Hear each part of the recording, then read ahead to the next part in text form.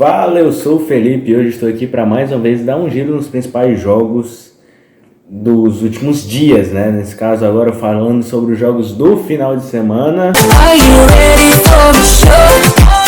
You got a new YouTube channel, you gotta know. You gotta pull up, kicking it on the field. Talking football, making hearts go wild.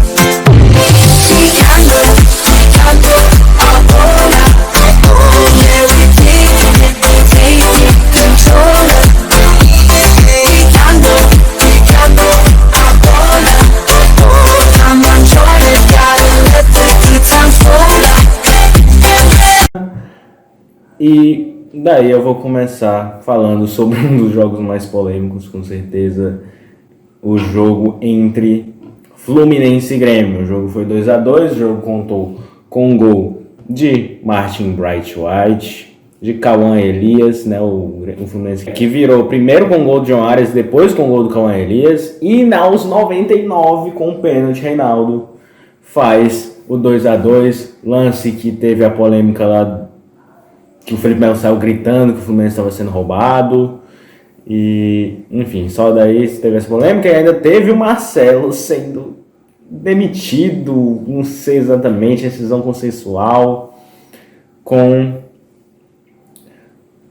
o Fluminense. Marcelo, esse que brigou com o Mano Menezes e agora tá fora do Fluminense, ninguém sabe o futuro do Marcelo. Red Bull Bragantino e Cuiabá, dois times que estão na parte de baixo da tabela, se enfrentaram com a possibilidade de ganhar e fazer bastante diferença ali na parte de baixo. Não aproveitaram, não fizeram nem gol. O jogo saiu em 0-0 e foi definitivamente o jogo mais chato dentro do esperado da rodada, né? Atlético Paranaense e Vitória.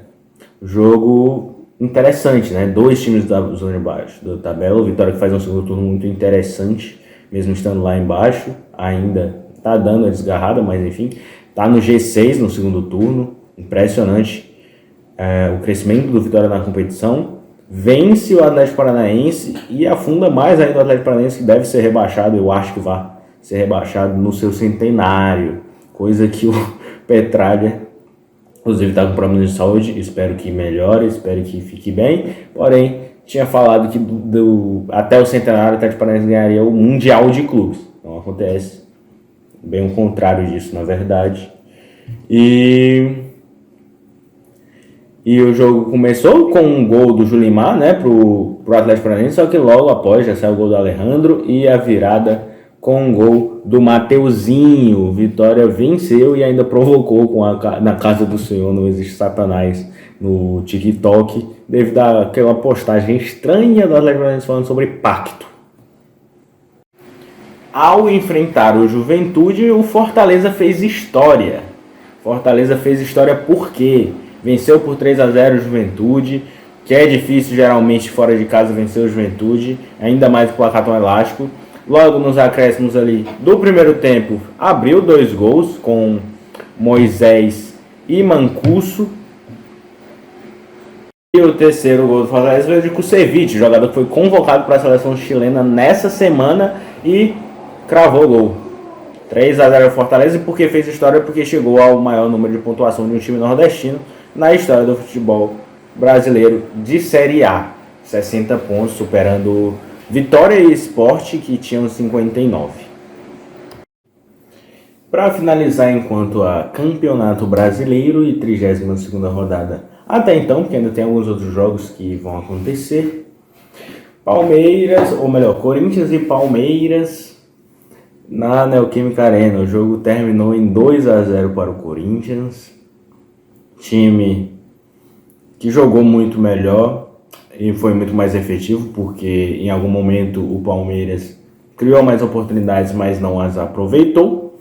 E o Corinthians também criou boas oportunidades, então não acho que nem foi muito mais do Palmeiras. Também desperdiçou várias e acabou concretizando 2.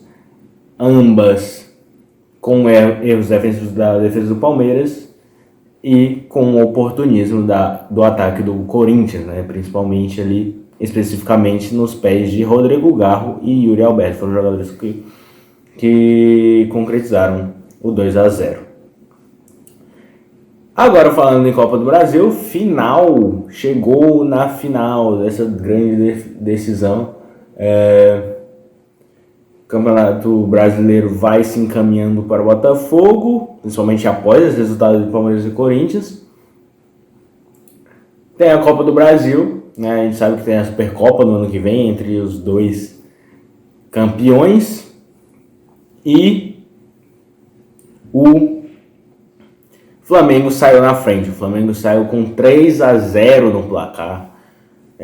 Com o primeiro do Arrascaeta logo aos 11 minutos. Depois 2 de Gabigol, que não fazia gol em bola rolando desde junho. Os outros tinham sido todos de pênalti, e no pênalti realmente acho que ninguém vai não ter confiança no Gabigol na marca do pênalti. Sempre bate muito bem. Teve alguns gols de pênalti nesse espaço de tempo. E foram 3-0 muito merecidos, que o Flamengo fez muito por merecer, né? E o Gabigol ressurge assim absurdamente em uma final que é o Mister Finais, tem 17 gols em 17 finais pelo Flamengo. E assim, depois da entrada do Allan Kardec, foi muito questionado porque o Allan Kardec não faz uma boa passagem no Atlético Mineiro. O time melhora, eu acho que faz sentido, principalmente pelo fato de que o time está acostumado a jogar com um jogador com função parecida, mais próxima do Allan Kardec, que é o Davidson, é um centroavante, né? E sem o Davidson eles estavam optando por jogar sem essa peça, né? E o Allan Kardec vem para essa peça e vem para fazer o gol que dá sobrevida para o Atlético Mineiro, porque o jogo de volta é em casa. O jogo de volta é em casa. A gente já viu o Atlético Mineiro fazendo viradas mais absurdas do que essa. E assim, esse gol no final realmente dá uma moral, porque a torcida vem, canta, grita, anima. E vem pro segundo jogo, eu acredito, que a gente sabe que funciona pro Atlético Mineiro na maior parte das vezes. A gente já viu histórias impressionantes envolvendo mata-mata e Atlético Mineiro e viradas, enfim. E com isso chegou ao fim a todos os resultados da rodada e Copa do Brasil. O Lucas volta aqui na sexta-feira para falar sobre esses ainda restantes jogos da 32ª rodada que vão acontecer no meio da semana. E na segunda que vem eu volto para falar do jogo de volta de Copa do Brasil e mais Campeonato Brasileiro que com certeza teremos. Até a próxima.